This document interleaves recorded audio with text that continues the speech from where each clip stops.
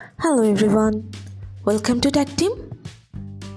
Today in this video, I'm gonna show you how to stop WhatsApp saving photos to gallery.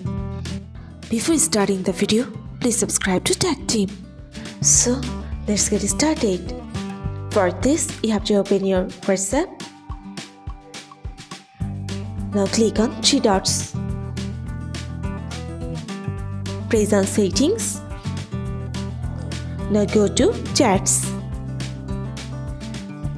Here you can see media visibility.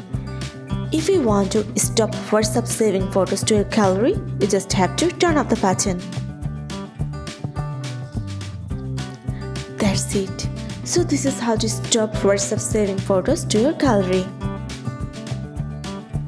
So guys, that's it. You can do this. I think this video is very helpful to you. If it was, then give a thumbs up and hit the subscribe button. And thanks for watching.